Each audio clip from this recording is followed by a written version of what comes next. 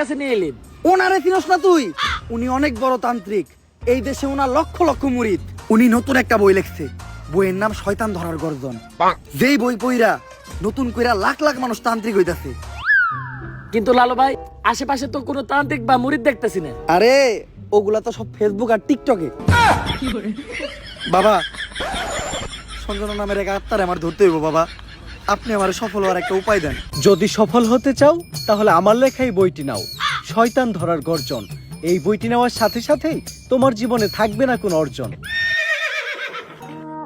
আমি কথা দিয়ে কথা রেখেছি, শয়তান আসেনি তো ফিরে।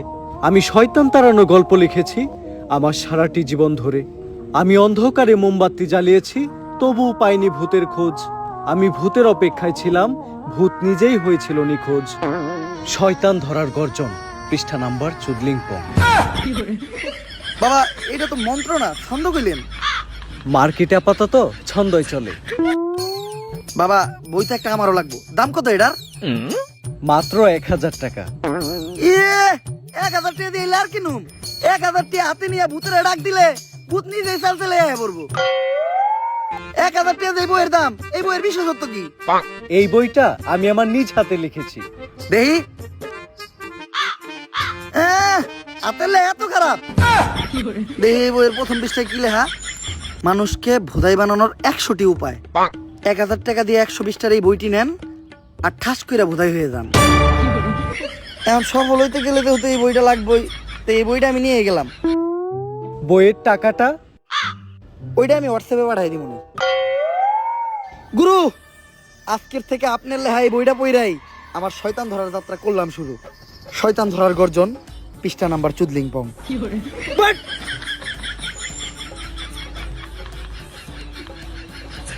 আত্মা ডাকার জন্য প্রথমে ময়দা দিয়া গোল করে একটা দাগ দিতে হইব, তারপর একজন্ডে দাগের বাইরে বাই করতে হইব, কারণ শুধুমাত্র সেই আত্মাটা দেখতে পাইব।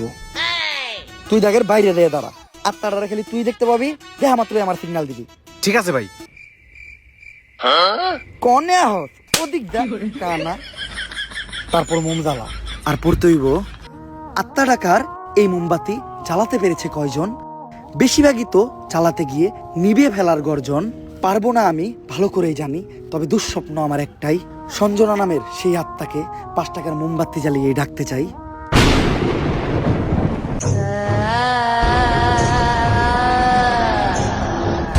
ওই দেখ তো কোন আত্মা টাত্মা আইছে নাকি? না ভাই, 2 লাগাই তো কোনো আত্মা দেখতেছি না। দূর আমার লেওরা, এই বিষটা কাম হইব না, সামনের বিষটা দেখতে হইব।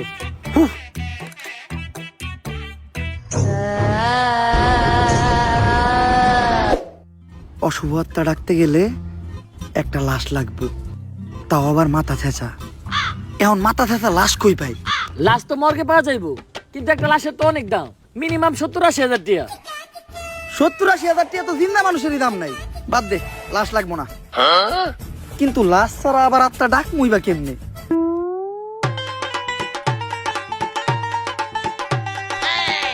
একটা হিট নিয়ে আয়।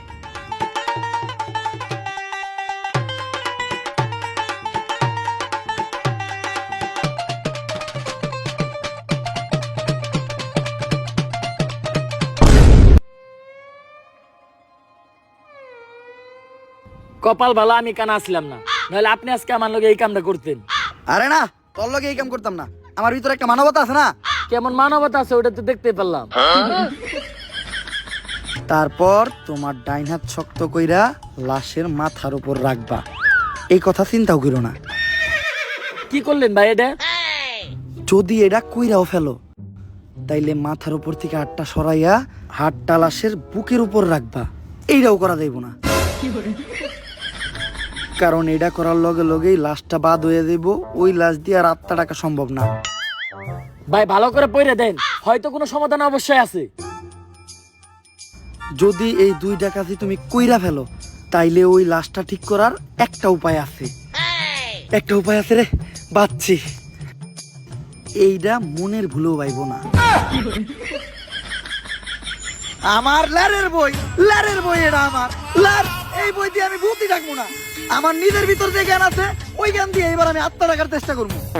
ভাই আপনার ভিতরে কি আসলে কোনো আত্মা টাকার জ্ঞান আছে? হন, আমার ভিতর যখন থেকে আত্মা টাকার জ্ঞান আছে তখন থেকে তোর পাখিও খারায় না।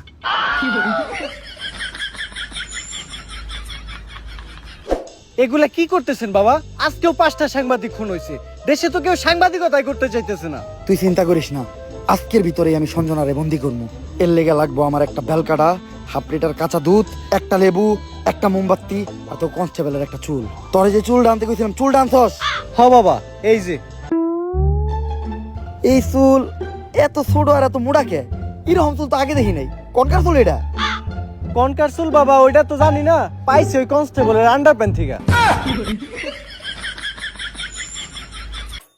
চলবো, কালকের ভিতরই সঞ্জনা আমার হাতের মুঠোয়। করতাছি ষড়যন্ত্র, জানি না কোনো মন্ত্র। পাশের বাড়ির কাকার নাম জালাল, হ্যাঁ খায় সুদ। আধা ঘন্টা ধরে আমরা আটকায়া বয়ে রইছি আমাকে মুত। সঞ্জনা তুই এক খাইয়া যাই 250 গ্রাম কাঁচা দুধ। ভাই দুধ আনলেন আধা কেজি, দিলেন মাত্র 250 গ্রাম, বাকি 250 গ্রাম তো আছে, এটা আমি খাই। না, এই দুধ যদি কেউ খায় তাহলে অনর্থক হইতে যাইব। এটা আমারে দে।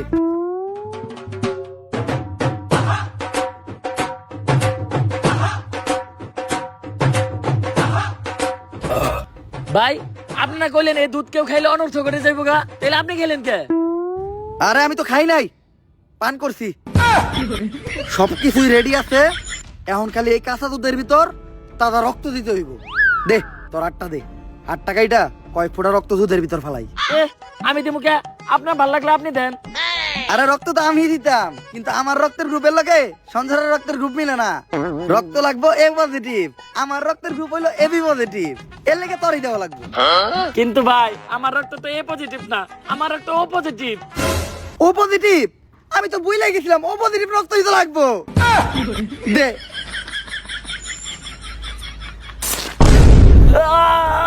ভাই আপনারা কেন এরকম মাথার বুদ্ধি আপনি কই থেকে পাইছেন? আরে এই বুদ্ধি আমার নিজের মাথার থেকে আইছে। এই ধরনের বুদ্ধি আমার মাথায় ভরপুর। আমার লগে ভন্ডামি করেন না, সত্য করে কোন আপনি।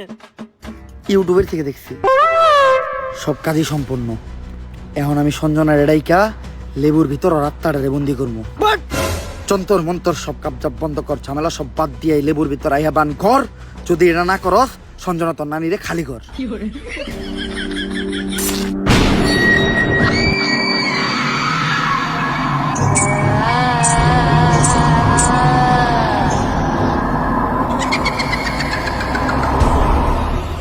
ভাই ভাই বাপ কাছে ভূত।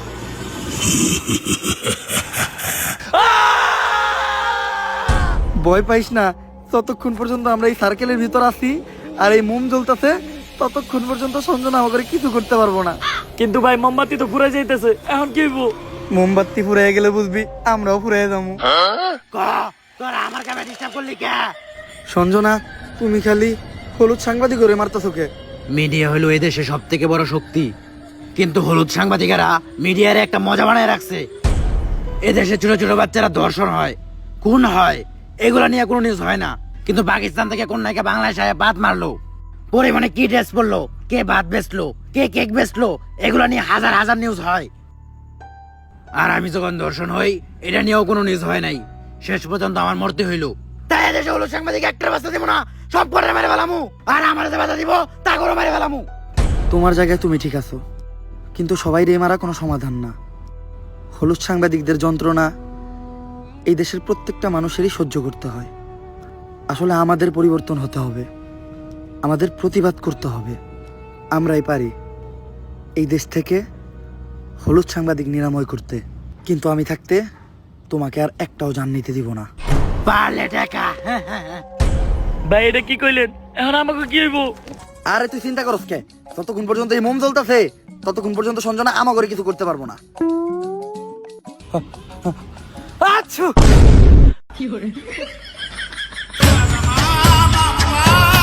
ভাই এটা কি করলেন? মামলা নিবি আলাইলেন।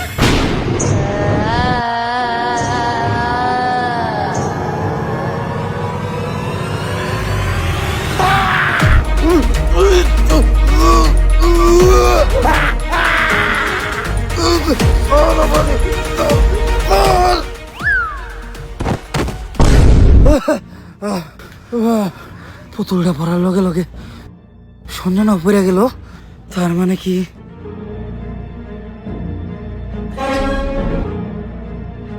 দুম দুম তাক তাক দুম দুম দুম দুম তাক তাক দুম দুম দুম জাফরিটা নিয়ে আয়। না না না না এটা করিস না। লেবুর ভিতরে ঢুকবি নাকি কইরা দিমু চুদলিং পং? আমি এনে ঢুকতেছি, কিন্তু মনে রাখিস আমি ফিরবো, আমি আবার ফিরবো।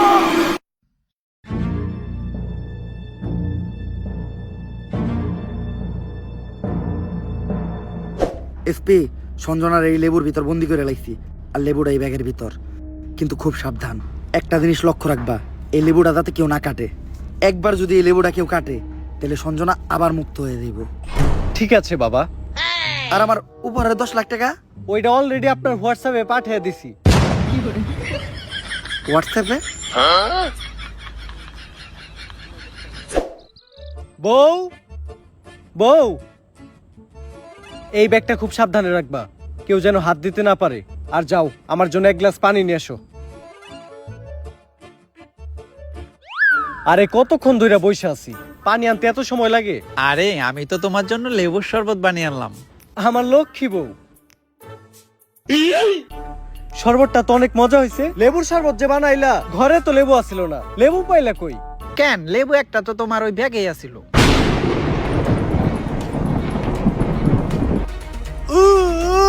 কি গো, কি হলো তোমার? কেমন করতেছো কেন তুমি?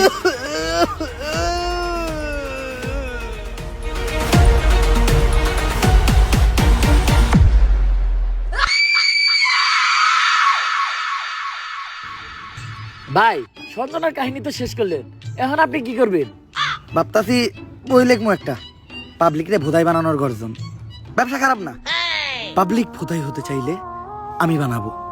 পাবলিককে ভোদাই বানানোর এই উপায় পুরো দুনিয়াকে জানাবো। পাবলিক ঠিকই আমাকে বিশ্বাস করবে, ভাববে আমি থেকে যাব।